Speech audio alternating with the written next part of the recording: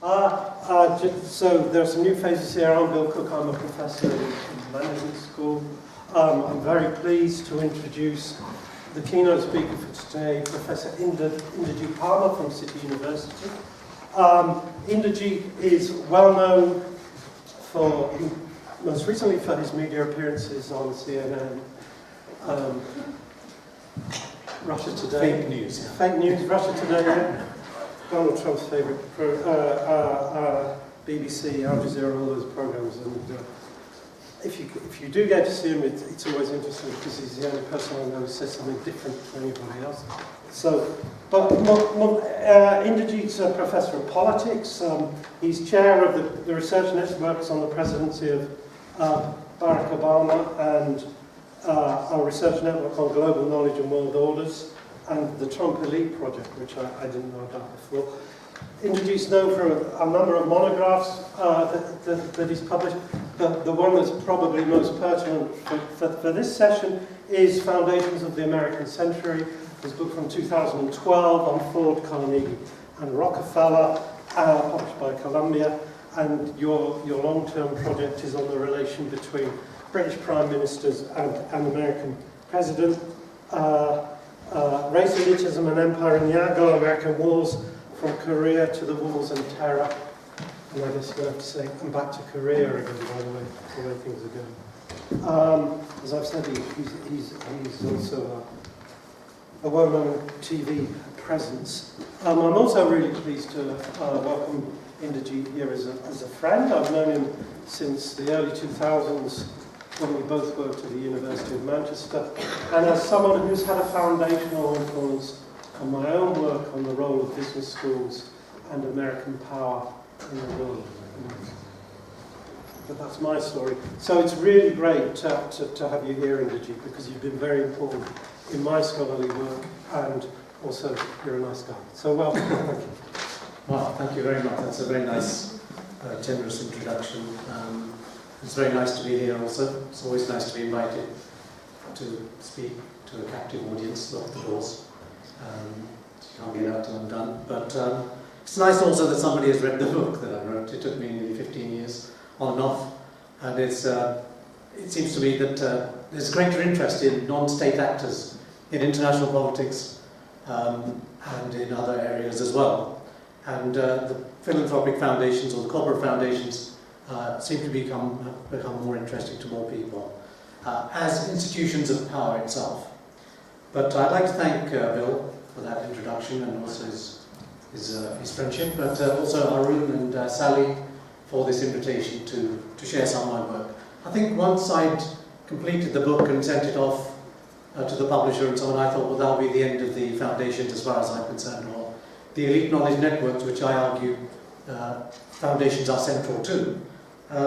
But I found myself analysing this current phase of American power and also what's going on in Europe with the rise of the populist right and in other parts of the world as well with the kind of ethno-racial or religious kind of politics, the rise of nationalism in different parts of the world. And it's interesting that it's happening in a very kind of in a particular time period.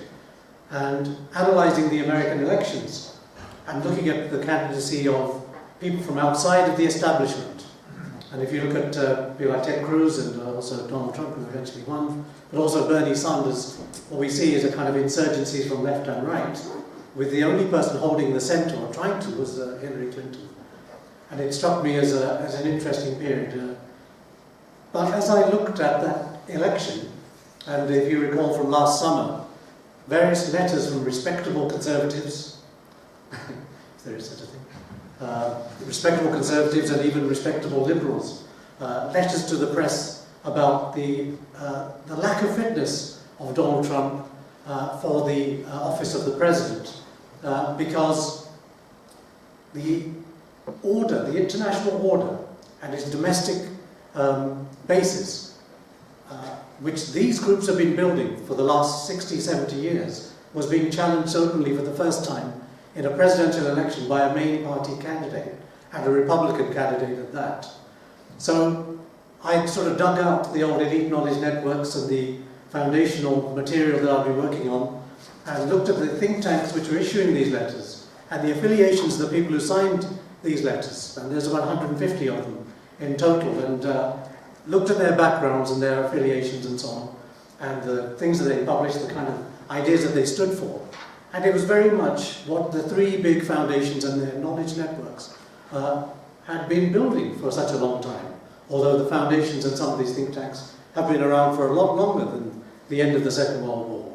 So, although I was trying to forget and trying to move on to this new project on Anglo-American wars, from Korea through to the wars on terror, it's quite clear that the elites, if you like, which came to prominence, particularly after 1945, had built such an infrastructure of power, which was both knowledge-based, but also linked with other kind of think tanks and policy-making institutions, that had become, if you like, a part of the orthodoxy of the way in which the world ought to work. A kind of broadly globalist or internationalist program abroad, with this infrastructure of knowledge and policy-making and policy formulation and so on, deeply embedded in the American system of education, of think tanks, and within the kind of Washington Beltway as well. Donald Trump, and to some extent the base that Bernie Sanders mobilized, stood very much against the orthodoxy of that particular sort of a set of ideas and establishments.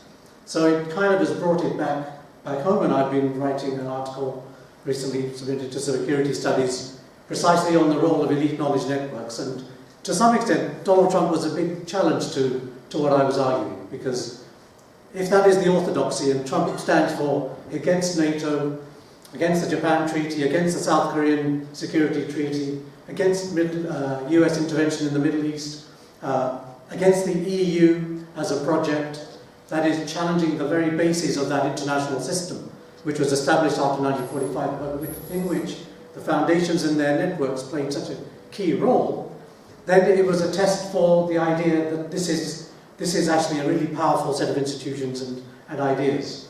And I will talk a little bit about Donald Trump and how he is, if you like, a product of that very system established particularly after 1945 in its attempt to solve problems of international global management in the 1970s, which created this sort of the political conditions for the rise of somebody like Donald Trump in 2016. Now, the foundations are a very odd kind of set of institutions, and they have a very particular kind of public image, which is that they do very good work, that they do kind of, they're charitable in their kind of motivations and their activities, and they're generally trying to do the work of mankind, to look after the interests of mankind and so on. So it's quite difficult to sort of stand up and challenge that, and especially when you go to the Ford Foundation and Rockefeller and study their archives and you tell the archivists what it is you're up to. I found a suitable number of them to be very subversive and to assist in that kind of project, but it is actually going against a kind of dominant view which is very widespread. The Gates Foundation, Rockefeller and Ford and so on and so forth. But what I found in studying the foundations, why I think I gravitated towards them, is because I think they are so central to many aspects of the change of the United States and its role within the international system over the last 100 years. But they're a microcosm of American society itself. And they are also kind of, if you like, quite jarring in regard to some of the dominant images of what the United States is supposed to be and what it stands for. They're very elitist in their outlook, but they exist in this society which claims to be classless, without aristocracies and so on.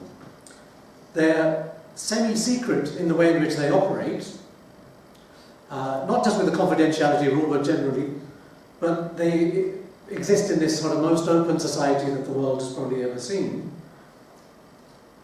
They exist in a society which lauds a weak state tradition, a limited government tradition, but actually started life, if you like, as state builders.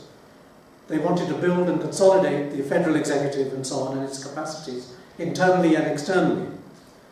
And they exist in a society which promotes itself as anti-colonial and born in an anti-colonial revolution, but actually developed very colonialistic and imperial ideas about how to be in the world, and even within the United States to some extent as well. So they represented in a way a kind of microcosm of the American elite, particularly the East Coast elite, and I'll talk a little bit about that in a moment a bit more.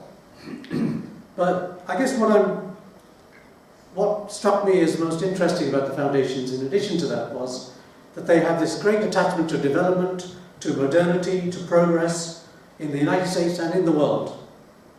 And they proclaim that they've got something unique to bring to the table, as opposed to the established systems of that time.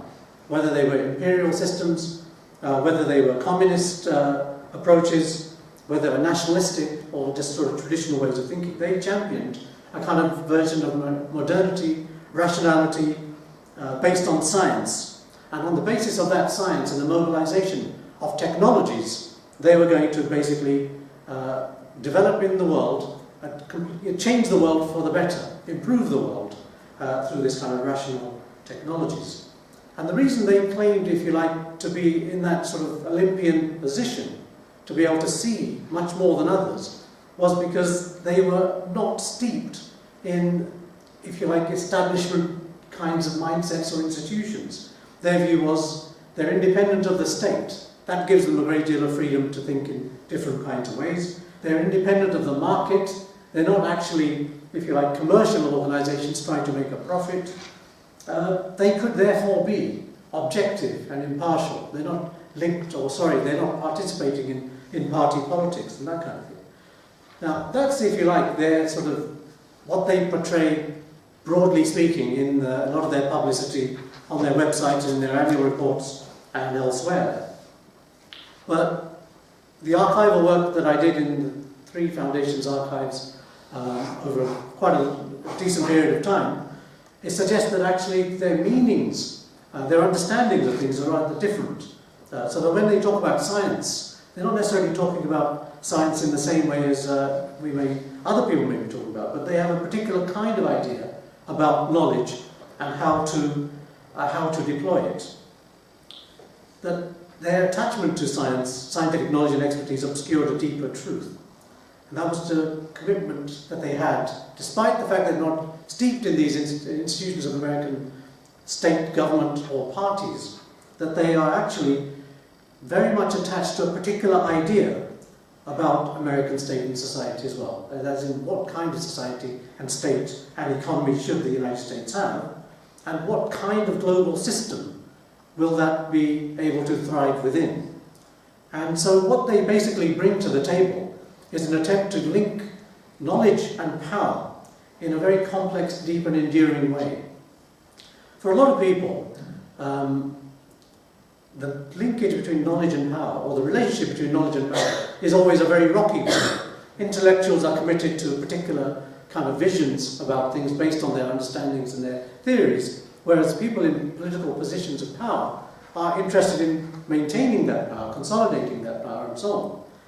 But what this suggests is that there are different particular kinds of knowledge which are actually very congenial to power, and that the foundations, if you like, are the places within which were gathered groups of people drawn from different parts of the American elite system of power in order to try to bring them into some sort of a fruitful union to link in an enduring way knowledge and power itself. And what I argue in the book is that the principal technology which emerges as a result of the union of different groups of people from different parts of American, broadly elite societies, is the elite knowledge network. And the elite knowledge network is the kind of principal instrument, the principal discovery, the principal instrument, and the principal tool through which, and within which and through which, elite power is actually organized. I work within a broadly Gramscian framework, and it struck me, in looking at these foundations over a period of 100 years through their historical development, that it's the knowledge network which is the principal obsession and preoccupation. It is its development and consolidation which seems to be the main thing that the big foundations are concerned with. And I'll talk about that a little bit in a moment. But because they have this Olympian view, their view is that the world, the United States, and parts of the United States, and parts of the world in which they're engaged, they see the world and the people within it broadly as a scientist would see laboratory subjects. They see the world as a place for experimentation, for trying out different kinds of ideas to see what works, in order to develop, in order to produce modernity, rationality, development, progress, an end to hunger, increasing standards of living, spreading freedom, democracy, and that kind of thing. So they see themselves, if you like, as detached, but actually they are very, very much attached to particular sections of society, and I'll talk about that, the evidence behind that in a moment. And so what I do in the book, which helps me to understand the present conjuncture as well, is that I look at the kind of the development over three main phases of the last 100 years of these elite knowledge networks, the foundations and all the institutions they're connected with. They develop these elite knowledge networks over three sort of historical phases. And the weight of those institutions and the mindsets which are associated with them and the breadth of those institutions in covering different areas of political and social life and intellectual and ideological life, those are so powerfully embedded in American society, but also embedded in many other societies as well, partly for their own reasons, but partly also because of the melding together of elites across the world to think in particular ways about the problems of world order. That weight, the sheer weight of those institutions, and the fact that their mindsets are actively engaged in on a daily basis in political discourse, the sheer weight of those institutions acts as a brake on attempts at radical change from whichever angle that they come from. And that should not be a surprising thing. It's because any intervention in any kind of politics, and in knowledge politics as well, there's always a theory for something, but it's a theory also is something against something. An intervention is for a particular set of ideas, but it's also an intervention against other ideas which may become supreme or predominant or become more significant. The American foundations were born at a particular historical time when there were possibilities of alternative routes or pathways for the United States to develop, politically, economically, and so on. The American foundations, based on the corporate origins, Rockefeller, Carnegie in oil and steel and other industries, and Ford obviously in cars, they had their particular ideas about what America ought to be, what kind of modernity it ought to adopt, and what it should not be as well. And defeating that constructed enemy, sometimes called isolationism, became one of the biggest sources of their fear and one of the biggest kind of constructions of the threat to their ideas about liberalism and internationalism, and liberal internationalism in particular. So that the construction of this kind of whole infrastructure of knowledge and power was designed, if you like, to make America congenial to their interests and to make the world system, if you like, congenial to the United States or that particular elite, and to build a set of global alliances which would enable that elite to effectively have a kind of, to continue an American-led order of a particular kind, but with necessary alliances with other Western powers, as well as newly independent elites in what was called the Third World, or the Global South.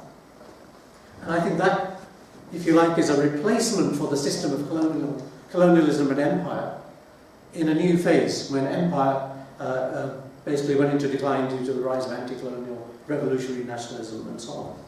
So, in the book I identify three key kind of historical phases through which the foundations effectively become more significant and help to engineer a shift in the United States from being a relatively inward-looking parochial country and state with a relatively weak federal executive to one which today has a global reach, as well as this idea that every part of the world is an American national interest, that practically everything that happens in the world is about. That wasn't always the case, but that has become the case, and hence we see what is still held to be a weak state tradition, but a state able to intervene militarily, economically, intellectually, ideologically, politically, diplomatically, and in so many different ways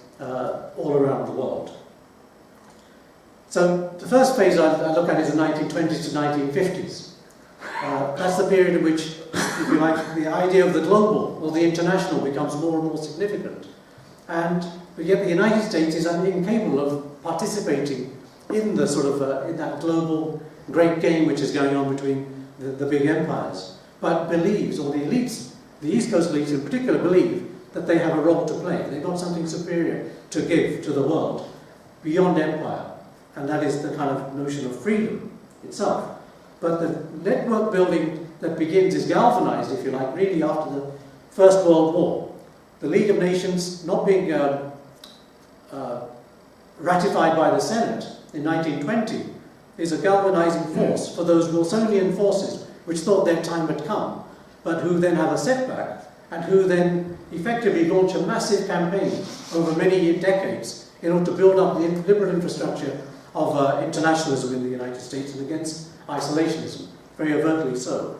The second phase I look at is broadly the 1930s to the 1950s, a period obviously with World War II within it, in which we see the United States, these foundations, not only continuing that effort to build a kind of an international mind in the United States institutionally, but also to extend their networks internationally and to begin to strengthen them by allying themselves with particular sorts of elite institutions, sometimes funding them in other parts of the world, particularly in Europe, but elsewhere sometimes as well. And in the third phase, if you like, is really from the sort of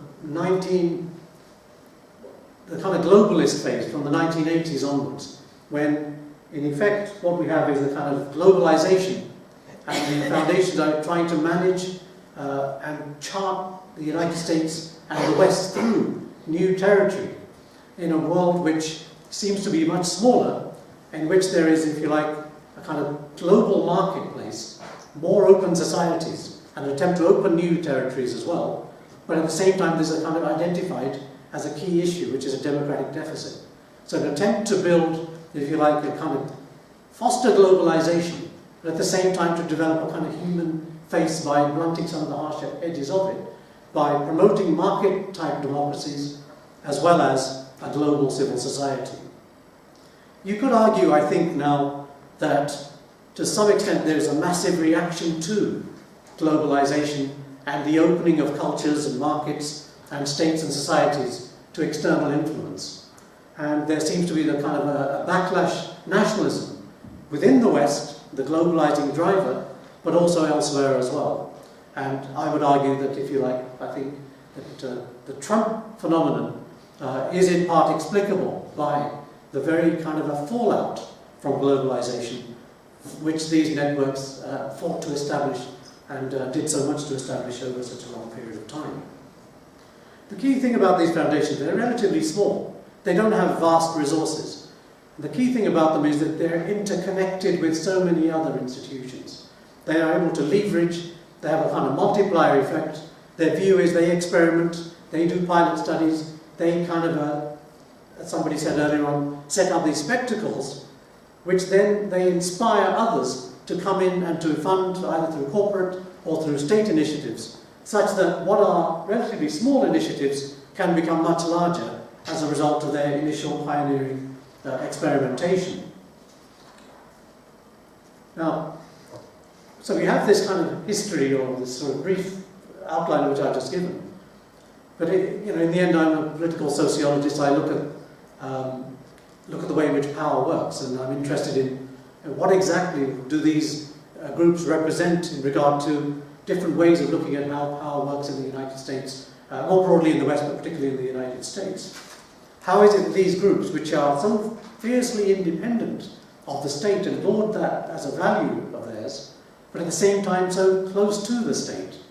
And so I was looking for ways of looking at this phenomenon, arising, if you like, through fierce independence of mind, but so closely allied to state agencies and institutions over such a long period of time, such that really, when you look at their external behaviour outside the United States, I don't think I found a single example of the Ford, Rockefeller or Carnegie foundations, families of foundations, doing anything outside the United States without first running it by the State Department or whichever agencies were closest to that kind of field of activity. So that although you have this independence of mind, you also have this very, very close idea that this is a state matter, or a matter for the American federal executive, the State Department and so on, and therefore we must consult with them and ally with them in various ways, and in fact often carry out official agendas. There's a number of different ways in which one can look at that very close relationship between the state and society, and American historians and political scientists and others have come up with a number of different approaches. So Eldon Eisenach's book on progressivism, he looks at power states and the way in which the national institutions, private, like the university and churches, think tanks and others, became more and more closely associated with the state, such that they are effectively state institutions. You've got this whole idea of epistemic communities, which break the state-private divides. There's the corporatist school of US foreign relations history, which looks at the way in which sort of big business, big government, big labour, effectively at the peak levels come closer together to try to, if you like, rationalise the market and try to sort of solve political problems which are less soluble through party politics and partisanship and sectionalism and so on. You have Godfrey Hodgson's ideas about the foreign policy establishment, which are kind of congeries of organisations and individuals and institutions drawn from different places, which coalesce around particular concepts and ideas about the world at particular times. In the end, I mean, I think all of those are really important and interesting, and they tell us a great deal about what these foundations are in the kind of bigger picture of how power works or where they sit in the system of power. But in the end, as I was mentioning, I think Gramsci, in a way, is plastic enough to be able to encompass quite a lot of those different kinds of approaches, but also give us something more, I think, as well. And what I particularly value about the way in which Gramsci's ideas about elite power and so on operate is that he looked at power as something which is deeply interconnected. That is, institutions, individuals, are interconnected with one another in all kinds of interesting ways. And it's those interconnections between states, agents, political leaders, private ruling class individuals and organisations and so on, which actually make history. He links politics and the economy and the intellectuals in a very fruitful manner as well. And when we look at these particular groupings that I've been interested in, then they come from the corporate background and from state agencies, as well as from other universities and elsewhere as well. Gramsci also has a kind of very strong idea about how history is made, that there are groups of people who are history makers. They don't just accept the world the way it is, they have a concept of what the world ought to be like, and that they mix their thought and their action into a kind of union in order to act on the world and make the world the way they want it to be.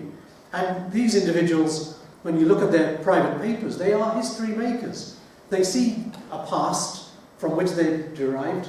They see the present, which presents to them a whole series of big problems of a kind of domestic and international character. And they see a vision of the world as they believe it ought to be. And they're willing to ally themselves with anybody in order to try to achieve those kinds of visions.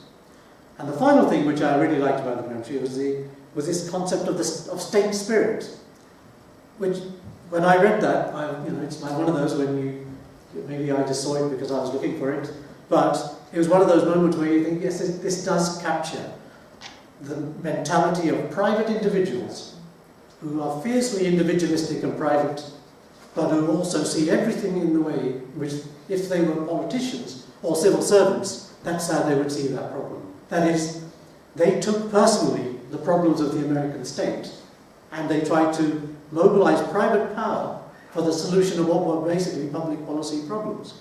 But they saw no division in their project from the American state. So consequently, they were willing to ally with whoever it was in order to try to deliver particular kinds of outcomes.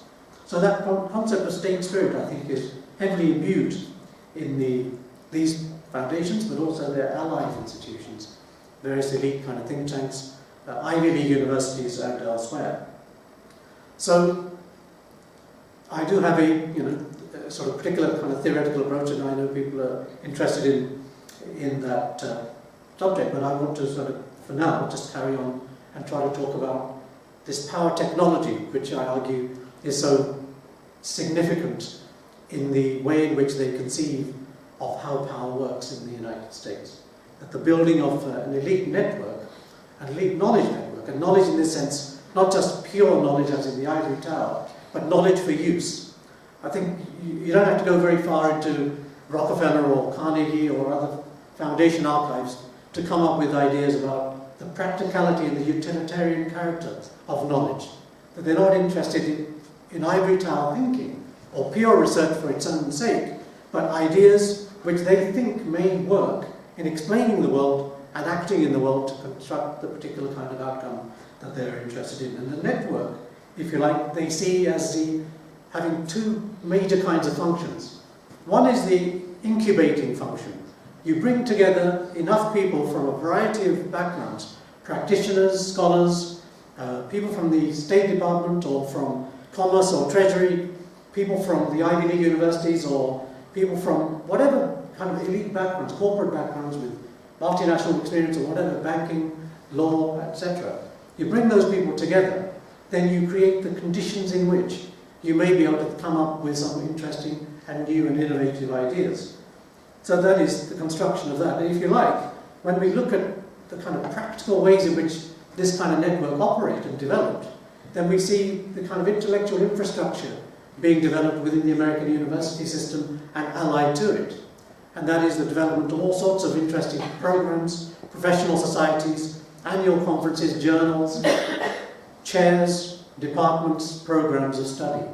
That is, you're creating groups of people who are studying the world in order to know it, and the hope is that through studying that world, they'll be able to furnish something to those who are acting in that world in order to be able to produce good policy, in order to enhance American influence itself.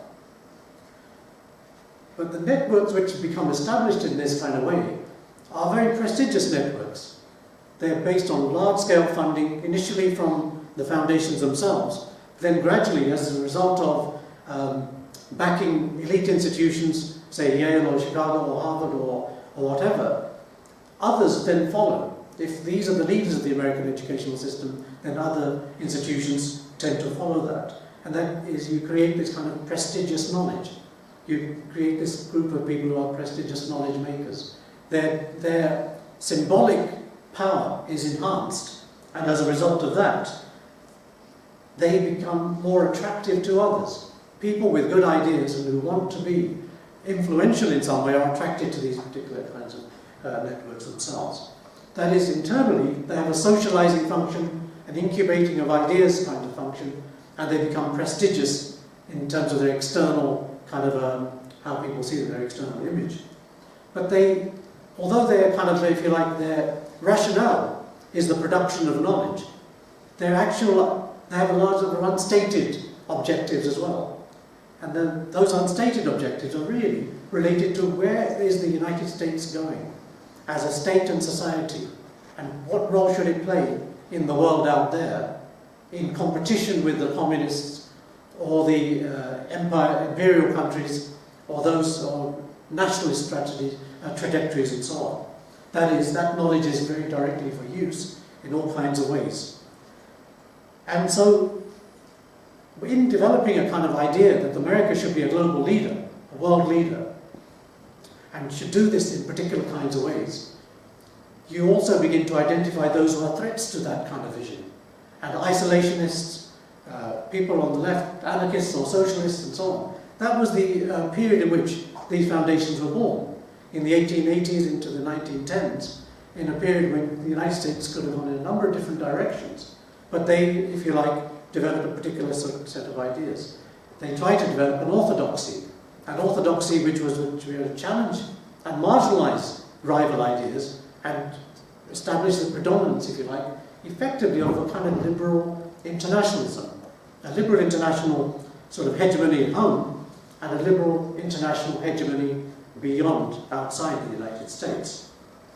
And, if you like, there are very concrete material reasons why people who are at the helm of these institutions would behave in that kind of way.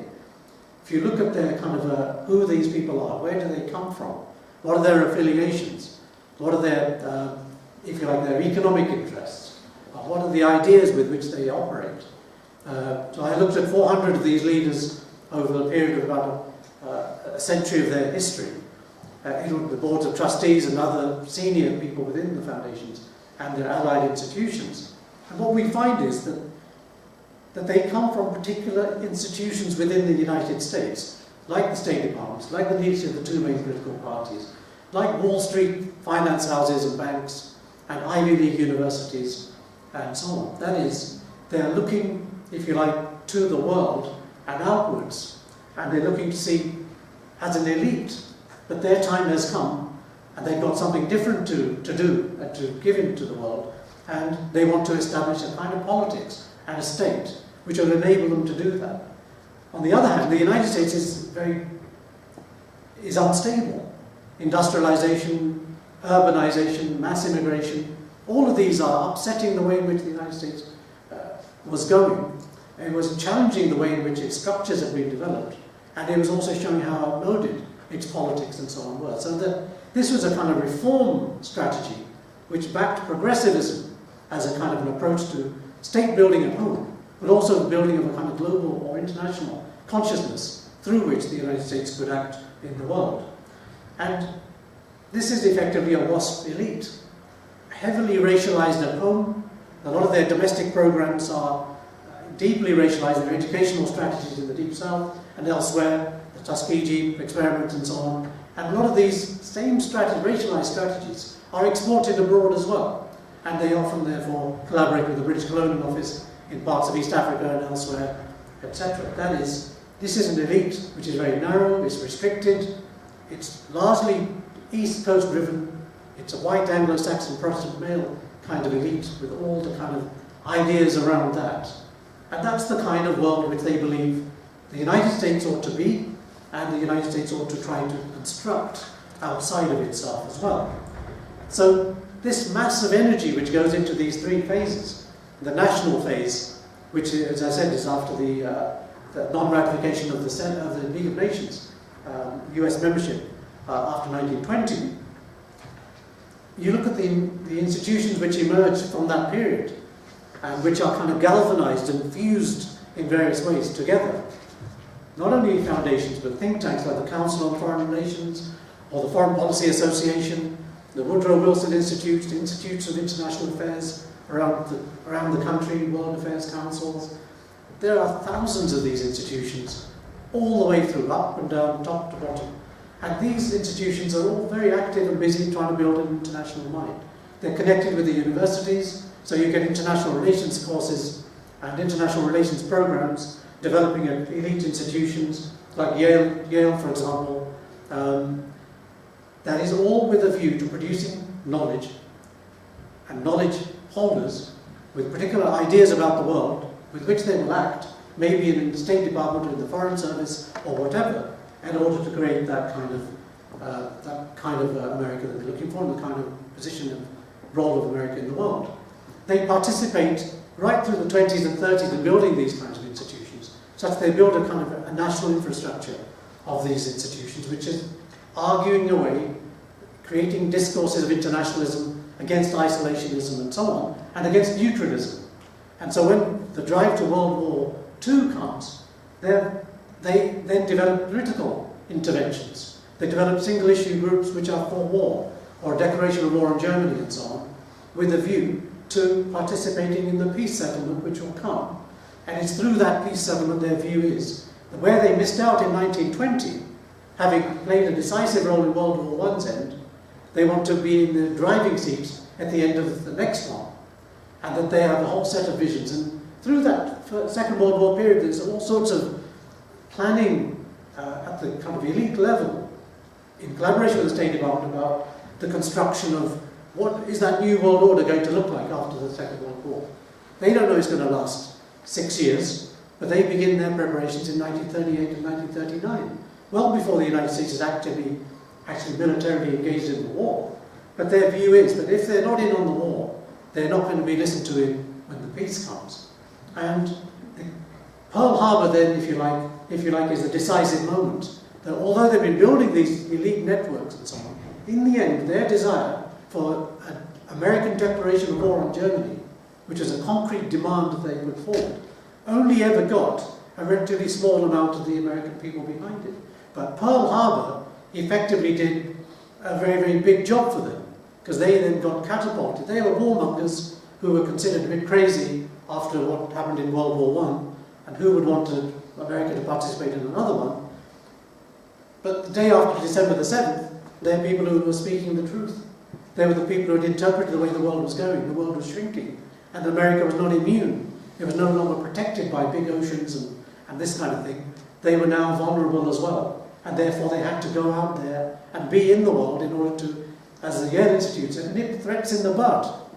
You need to have a global presence to be able to see what's going on out there and to have something, and if you like, to ward off those kinds of threats. So in that interwar period and into the Second World War, you get the development of these kinds of, but it's effectively not only knowledge and knowledge mobilization, but it's knowledge mobilization in conjunction with events. So these elite networks are very important, but in the end the decisive issue was this event.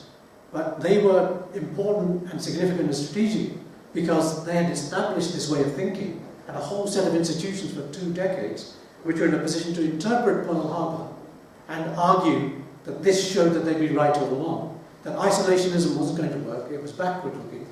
The world was going smaller, and America had to be at the helm of that world itself. But it took that huge event. So it's the interconnection of all these institutions with, and their agency, with contingency, with a historical event that they could not have predicted. Although it's interesting, in May 1941, there's some interesting papers among these groups of people discussing why Americans are so happy that there's a war going on and they don't want to be part of it. They seem to be very complacent about the way the world is going. And what you really need is a catastrophic military event, a catastrophic attack on the United States for people to be woken up out of their stupor.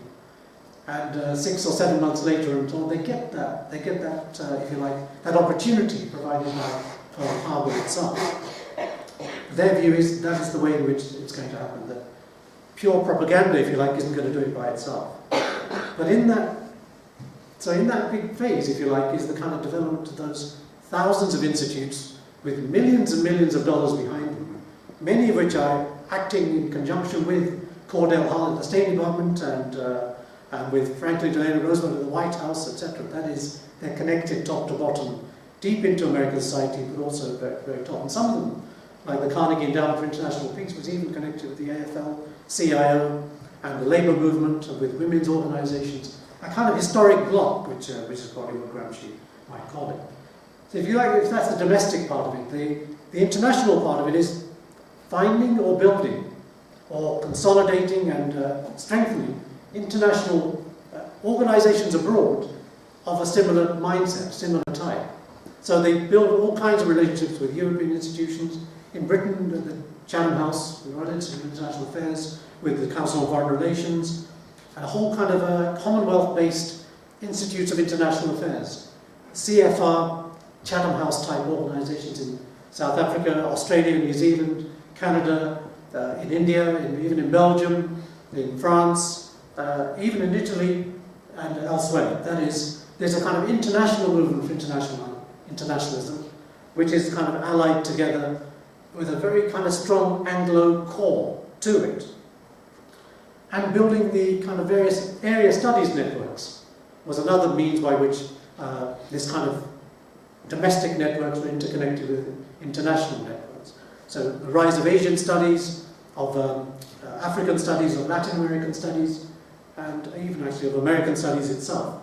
But these networks, if you like, within the American universities, with chairs, programs, PhD studentships, and so on and so forth, linked with their particular strategic region, and linking institutions in those regions with American ones, and setting up a flow of scholars, of practitioners, of political leaders, and so on, for training in the United States, going back, and then effecting, if you like, a kind of, after the Second Model, theories about modernization and development, and so on.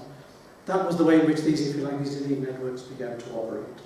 So, the key thing, I guess, what I'm trying to say in that sort of period from the 1920s to the 1950s is a kind of domestic, and from the 1930s to about the 1970s, a kind of internationalization of those kinds of networks. And these networks are not, if you like, aimed at the mass of peoples in the United States or elsewhere, but really in consolidating a particular kind of international or increasingly transnational sorts of elites, which are interested not in national strategies, but international strategies, but with their core interests obviously being the main drivers.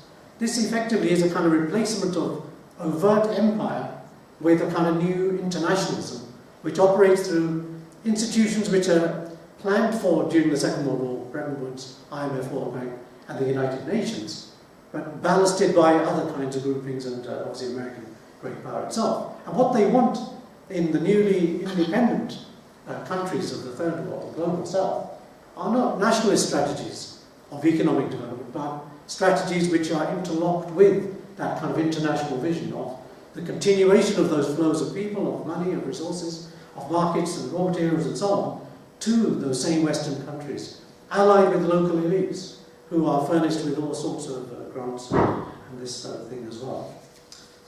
In that sort of third phase, if you like, I don't know if we're now in the fourth phase, but certainly in the next phase, the kind of globalization phase, in effect, it's a new historical condition, but the program, if you like, is very much the same. That is, the United States is at the core of these, or the US institutions remain at the core. The relationship with the American state shifts and changes over time because the global conditions have changed. But the overall program remains that in this newly emerging globalized system, with open markets and so on, what is the concept through which the United States is going to be able to be in the world? And after the end of the Cold War, if you like, is the development of a kind of new concept which is mapped onto the old containment thesis. Because it's the same, the world looks almost exactly the same under the new concept that it did under the old one, but it's under a new rubric of democratization, of democratic peace theory. That democracies don't fight wars with one another. If you democratize the world, then democracies, we will live at peace. And the United States is right in the forefront of democratic development and so on. And it, through these various institutions, proliferates institutions around the world. American-like, Anglo-American-like institutions in other regions of the world and so on. At the same time as trying to develop, if you like, the market produces lots of good things as far as they're concerned.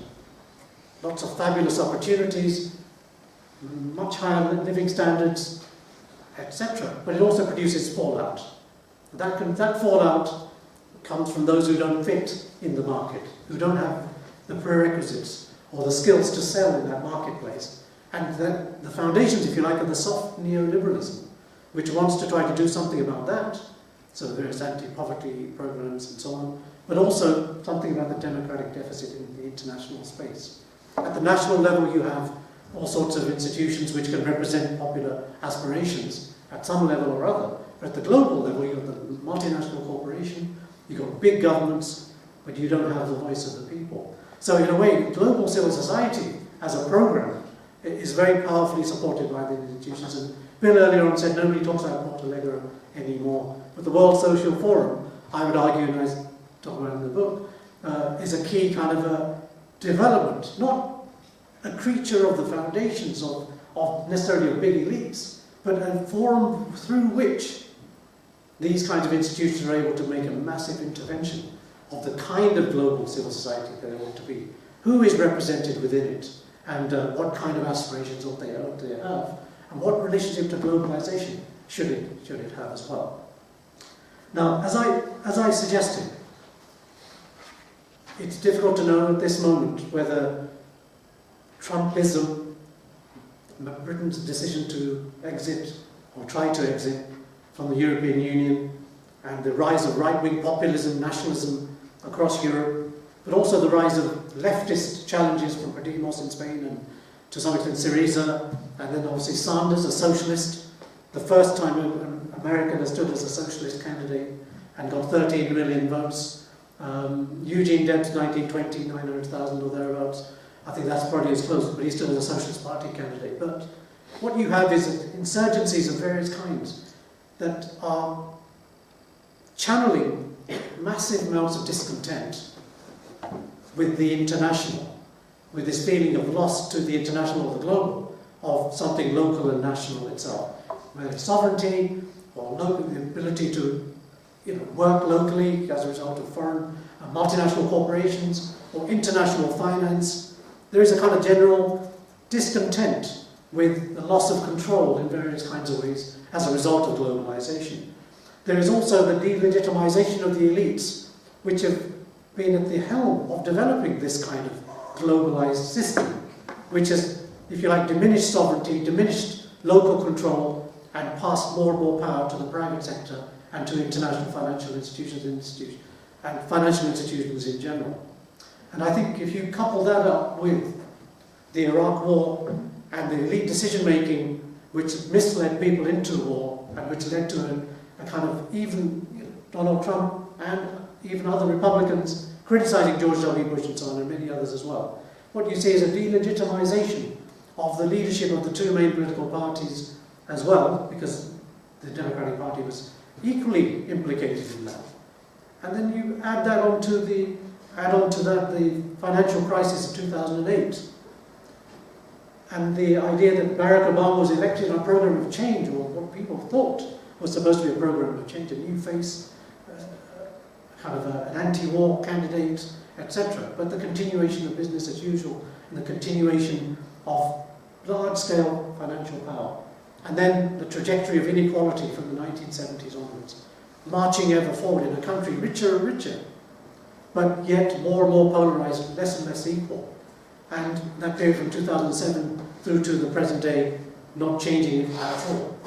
So that, if you like, a lot of this is occurring within this kind of international, global, or globalizing system, and within a role the United States occupies as the master manager of the global system, economically, financially, politically, and militarily as well. And this massive backlash, if you like, partly is explicable in those kinds of terms. Now, the key thing is, I started off by saying that isolationism was one of the enemies of this program of globalism or internationalism.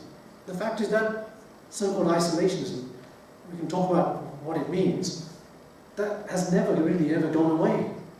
That isolationism wrapped up inside it is all sorts of different ideas. But there's a big chunk of the American population, something like 35% or thereabouts, which doesn't support American military intervention. It never does. And there's about 25% which practically always does. And then there's that big chunk in the middle who effectively swing depending on what they believe is the merit of the issue. The key thing is that that big grouping, that over one-third of the American population, is there as a kind of massive, permanent opposition to globalism and to global military intervention and to so on. And that grouping got larger, if you like, in many ways, as a result of Iraq and what's happened afterwards in Libya and elsewhere as well. And those interventions abroad have also spawned terrorism, blowback terrorism, refugee crises, massive amounts of migration, and greater threats of terror attack inside the United States and also inside European countries as well. And I think it's that kind of whole process, which I'm not claiming to have any particular answers to, but it just strikes me that a large part of that whole world system, with the United States within it, which has been fought for and developed over the last 1 century, with the foundations as a key part of it, seems to be I don't know if it's unraveling, but it's certainly facing massive challenges. And the final thing I will say is that I think that Donald Trump is explicable, partly because a solution to a previous problem of this kind didn't work out quite as the solution that people thought. And that is in the 1970s, which is another period. I think if you go back to a study by the Trilateral Commission of about 1973 or 1974 called The Crisis of Democracy, and you look through Samuel Huntington's chapter, the Harvard political scientist, his chapter about an excess of democracy having caused a big crisis of democracy, and how people in the United States were no longer had any faith in the government or the main political parties, that after Vietnam, even the military had very low credibility, that as a result of the anti-war movement, America's role in the world was challenged by young people, that there seemed to be no faith left in the system, and that something needed to be done about it, and so on. There was an equivalent from outside of that. There was a new sort of like post-colonial leadership, which demanded a new international economic order to challenge the Western order, which had been established for the previous 30 years, which says we want a redistribution of income, wealth, and power in the IMF, in the World Bank, and in the United Nations, in the whole system set up after 1945. And if you like, a solution to that problem, which was temporary in the end, as it turned out, was, and it was in the pages of Foreign Affairs, the Journal of the Council on Foreign Relations in 1974, in a particular article, where the person said, well, this reminds me a little bit of the 1880s and 1890s, when big American business was confronted with the rise of big American labor. How did we deal with that? Well, we basically picked out the leadership, we gave them some extra benefits, very little was shared from, we just grew the cake, gave them a bit more, they're very happy. When we look at these third world leaders, most of them are not interested in democracy or equality. They're interested in having a better position for themselves in that world. They are the state in their countries. There are middle class third world countries. We can then foster and develop those, and they can be more locked into the international system. The prerequisite of that is they need to develop, we can export capital, and we can then loan capital, and through that they will develop and so on. And interestingly, a lot of the countries identified at that period look a lot like the BRICS by about 2000, which Goldman Sachs discovered around that time. That is, the likes of Indonesia, Mexico, as well as India, and also interestingly in the mid-70s, China, which at that time, now being still alive or whatever, but the idea was that there were these countries which were developable into the kind of established international model. The key thing there is that export of capital, coupled with technological change, led to the deindustrialization of the United States and other parts of the West as well. And those left behind white workers in Pennsylvania and elsewhere, a lot of them are the products, they are communities of the products of that very solution to the problem of global management at that particular time because of this global challenge. So when Trump talks, this kind of economic nationalism and against globalization and against America being overstretched or whatever, he's talking to groups of people who will recognize that as an issue, as a problem for them. And so these foundations, if you like, then where do they stand in relation to this? Because this is the isolationism that they always feared. They thought they built up NATO as sort of almost everlasting. They built up all these international institutions, and suddenly this candidate wins the election on a program which is vastly imperial. He's going to get rid of international free trade, an international open system, and all those security alliances and so on.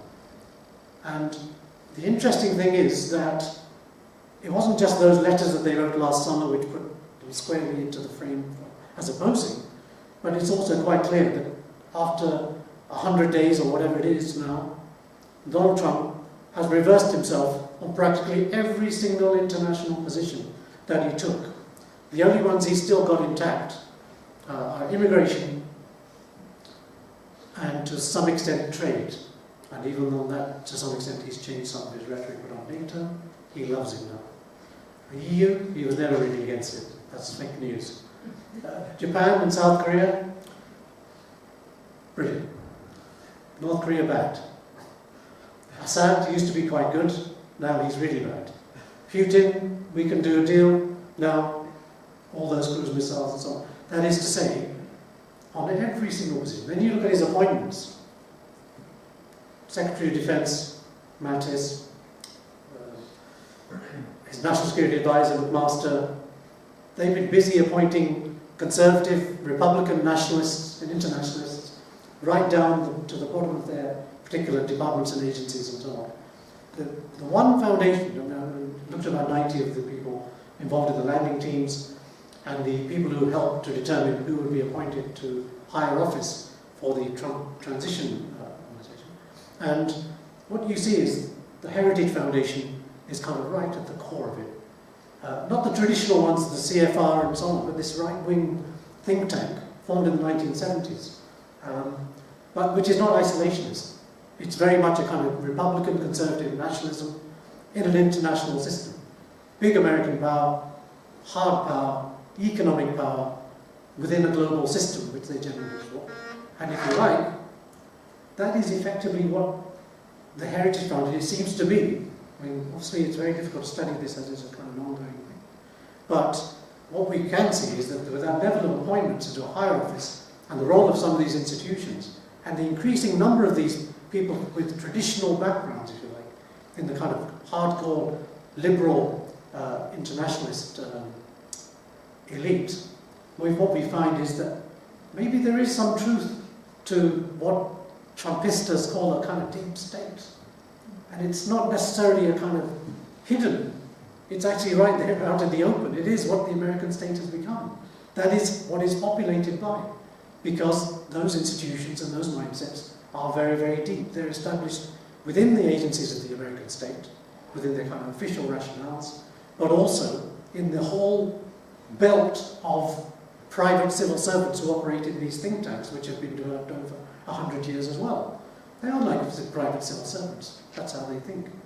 So what you've got is not necessarily a deep state in the kind of conspiratorial sense, but you do have deeply embedded mindsets, embedded in institutions, which are part of the orthodoxy, of the kind of common sense of American power. And when you get a challenge of the type that Trump appeared to represent, it is incredibly difficult. On one hand, if you don't like Donald Trump, that's a good thing.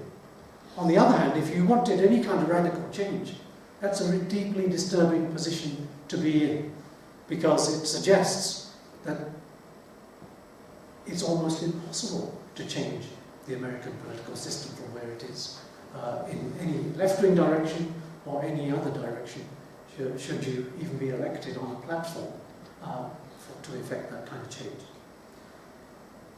I'll stop there.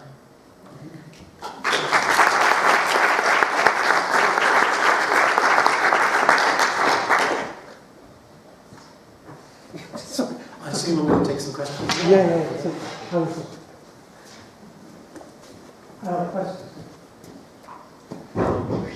You mentioned China in passing once, but it seems likely that China's fast overtaking America in terms of their economy, and they benefited enormously from globalisation without letting the Americans in or letting anybody else in much. And they've got the fastest computers in the world.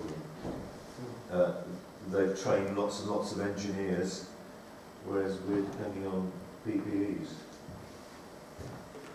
So I take... Yeah, do you want to take a few?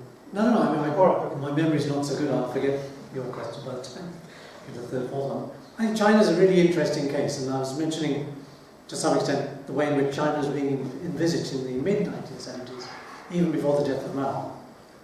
But actually, Priscilla Roberts, who used to be at Hong Kong University, has done a lot of research on the kind of the US-China committees from the late 1950s into the 1970s and the role they played in fostering a particular idea about China going forward. And I've also studied with some other scholars based in mainland China the role of the Ford Foundation from 1978-79, when they were first invited by Beijing to there to help them get to know the world a bit better. I don't think China today is partly a product, obviously, of its own power and its own trajectories and its own desires to be a regional power or more modern power, more outward looking. But actually, a lot of the development towards the market, towards so-called market socialism, a lot of their programs have been assisted by large numbers of American institutions. They've invited large numbers of American and other Western institutions as well to China to help them think about the world, to develop, for example, civil society programs, rule of law programs, healthcare delivery programs, and so on. That is to say, this opening up of China was not an attempt necessarily only to build up a strong China against the United States or the West, but actually to build a China within the international or the US-led system, which had been already established, and trying to do much better within that. So when you look at the whole series of relationships of American corporations and their investments in the Chinese economy directly, when you look at the financial connections between the United States and the China's owning of the American debt in such large measure, as well as military-to-military relations which have been going on since at least the time of Jimmy Carter's presidency.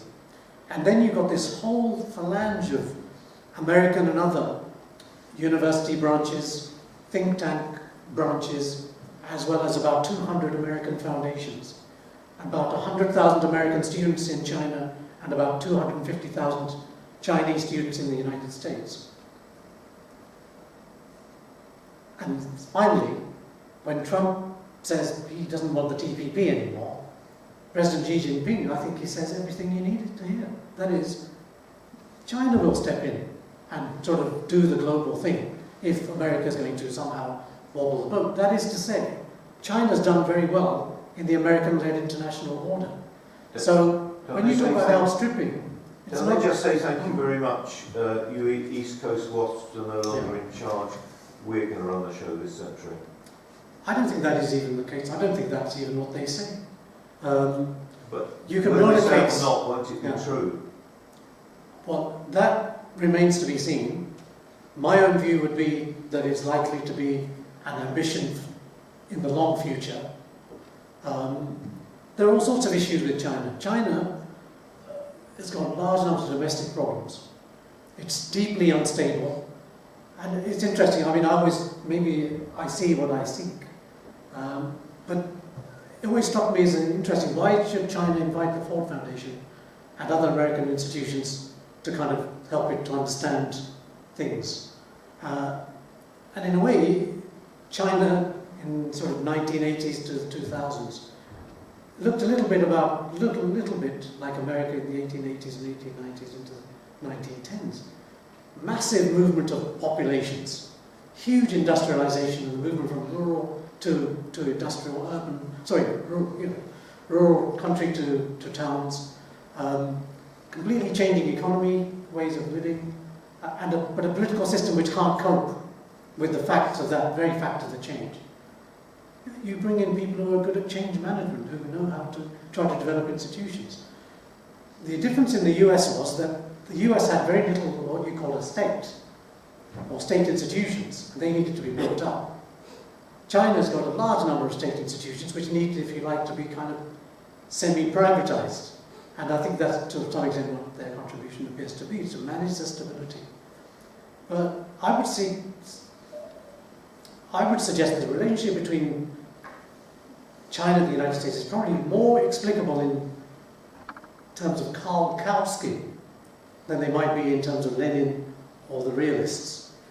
That not necessarily inevitable military conflict at a certain point when, one hegemon rises, the other one falls or whatever.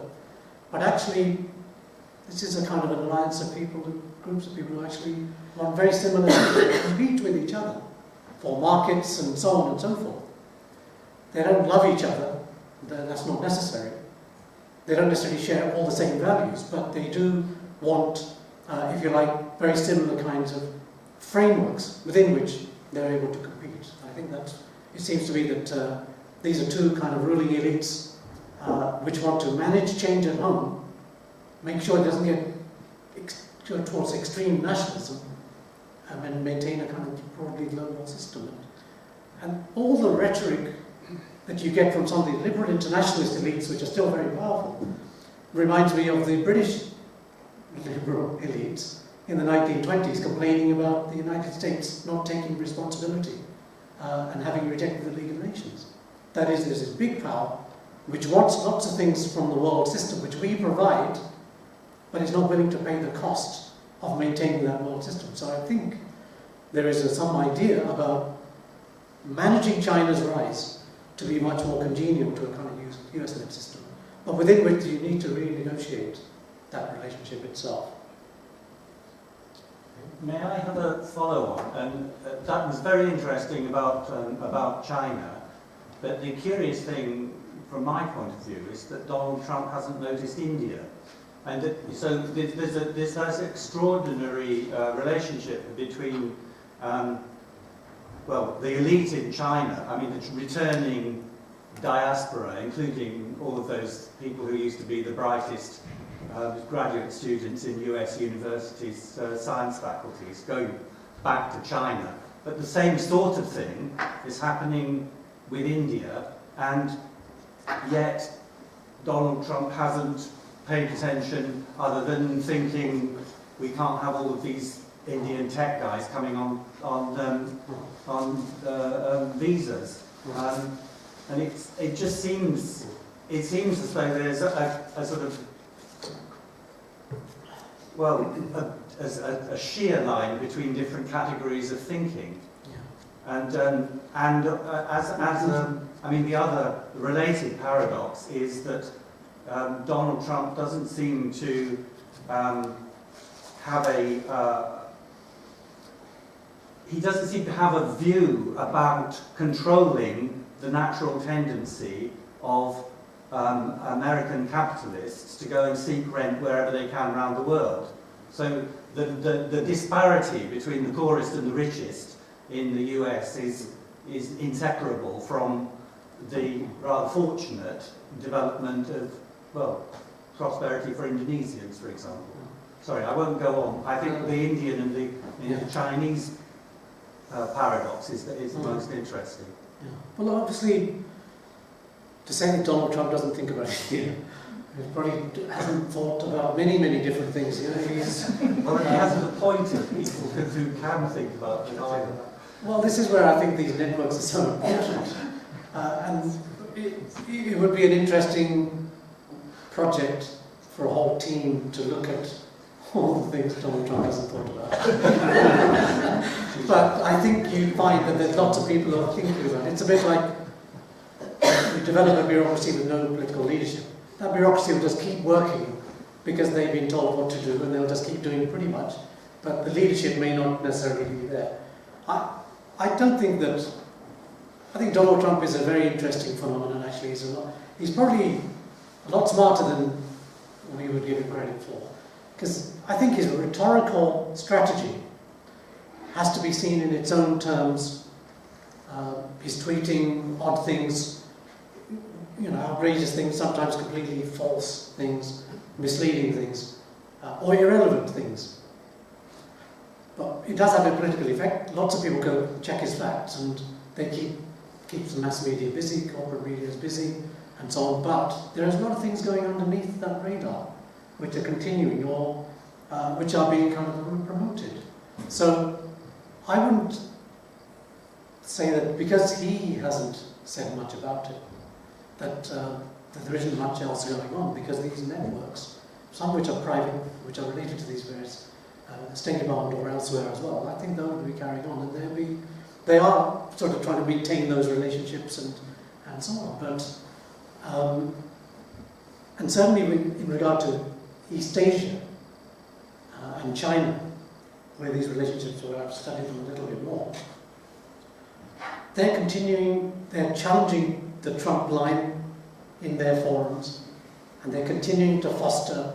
They are effectively what they were initially kind of thought to be, which is a sort of, what's it called, a lower-level diplomacy. There's another term, I can't remember. But it's a kind of diplomacy below the official level, track 2 diplomacy.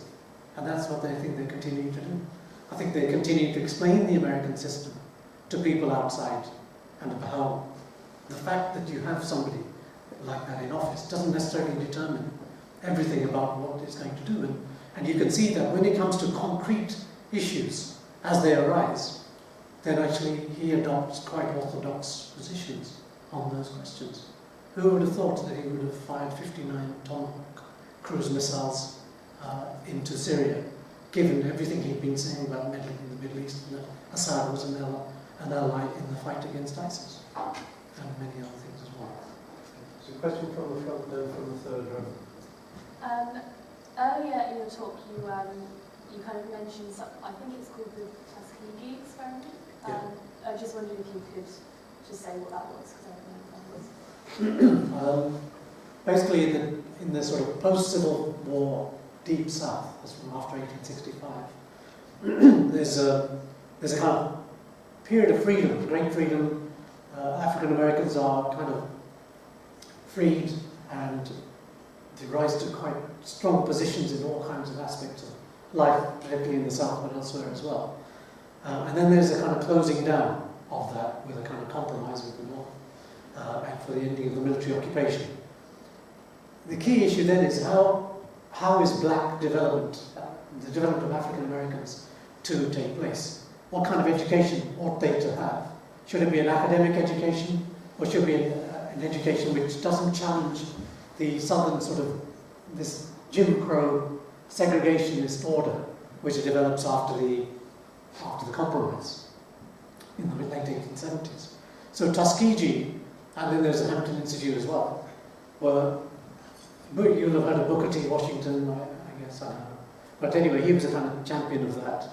And a lot of northern philanthropies gave money to those institutes to, train plumbers and electricians and, people who could do menial type jobs, which would fit into the Southern segregated racial order and not challenge it through these kinds of practical education which would fit that particular area.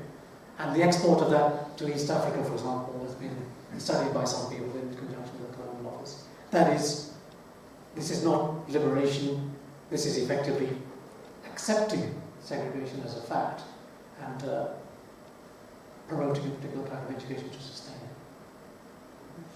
Third row. I think there's a question in my mind is how far it's reasonable to treat the three foundations in a sort of homogenous way, or regard them as homogenous. They are, I'm sure they have a lot in common. They are also, I think, culturally quite different, even within, say, the foundations there. And if you look at the Rockefeller Brothers Foundation is culturally quite different, I think, from the main Rockefeller Foundation. I mean, Ford, I think, as you rightly say, has always had this kind of more imperialist or colonialist tendency, but I think it's a tough charge to lay against Carnegie, I would say, in modern times at least. And also, speaking from a slightly defensive position, because my professional life's been spent in, or much of it has been spent in foundation work, I think while action will always lead to reaction, it's tough, I think, to blame the foundations for Trump. You weren't doing that in so many words, but there was an implication there. I asked myself two questions. What would the world be like if the foundations concerned hadn't done what they'd done? How much of the world would be able to feed itself? What would the literacy in the United States be like, and various other major initiatives that you will know of? And then also, what would the world be like if the industrialists concerned, many of whom actually fell out with their parent the foundation they set up in the end because they went off and Henry Ford famously hated the Ford Foundation. What would the world be like if those industrialists had chosen to spend their money in different ways? I mean, I don't know. It's nice of you to ask these questions. They're just questions which you're very interesting talkers provoke. I mean, the first question was about the fact that there are three different, and within them there are distinctions as well. That's perfectly fine, acceptable. I don't challenge it. But when I was looking to see what role they play in the rise of the United States from the positions it was in 100 years ago to basically 2010 is when I stopped the work. The fact is that they interlocked with one another, they were complementary with one another in the way in which they carved out particular areas of operation, either geographically or in terms of specific sectors within the United States. So my project was to look at the role that they played in the rise of the United States. And in that regard, they had differences, but the differences were not in terms of the goals, but the specific areas within which they operated, which appeared to me, and occasionally when you look at when they talk to each other, the correspondence that they have between themselves, and the fact that you look at their boards of trustees separately over time, and then look at the ones who circulate among those three themselves, actually they're completely interlocked overall in behind globalism, which I have a particular kind of idea about American power in the world as well. So that was what my project was. So the fact that they have these distinctions and so on was, to my mind, it wasn't relevant to what it was that I was trying to do. You said something about empire, but I just wrote empire. I'm just conscious of the time. There's someone who's had his hand up for a long time, and then we can discuss over lunch, if that's okay. Sorry. Okay. Actually, my question is, we know that intellectuals influence policymakers, and this had Keynes and Hayek as well, like the second-hand dealers of ideas. And elitists, they set up their own networks, like Rockefeller did with Chicago School, with Friedman, to bring his policies through. To all promote globalization and neoliberalism. But now, after 2007, like after the death of, let's say, Washington Consensus, how do they influence or still maintain the power over those institutions, and how is the coordination, like, what is next, like, is basically the question. Well, I don't have an answer to that question, what is next. I guess towards the end of my talk I was trying to identify the fact that there is this sort of rejection at a very deep level. I don't think it's necessarily a sort of final rejection of the whole idea of the international, but it certainly is a demand for some kind of change in that. And if we take kind of, if I try to draw out the history of the way in which the foundations act, I would think probably there are going on conferences of the foundation communities to try to understand the present kind of historical conjuncture and see what are the issues and problems that are being faced. And to some extent they should be familiar to them. That is, on the one hand you have this neoliberalism or the market or the Washington Consensus or globalization, but they've always understood, and even at the national level, prior to this era, they've always understood that the market produces social fallout, which has political consequences. And what their aim was to try to minimize the danger of that fallout and to channel the discontent that the fallout brought about into less dangerous channels. And I assume that's the kind of thing that they would be trying to do now. And that would be looking to see what has produced this particular outcome, and is this outcome, is this the beginning of a crisis, or is this the kind of end point? In 2020 and later on when Britain Brexits or whatever, is this crisis going to be over? Or is it going to continue? And I suspect that's the kind of thing they'll be thinking of, is reforming institutions in order to be able to cope with this kind of new political terrain, but keep the project on track as much as possible. Yeah. Okay, we have to stop there, I'm sorry, because we should have finished at 1. But we can carry on over lunch or more. The sumptuous lunch. Thank you very much indeed.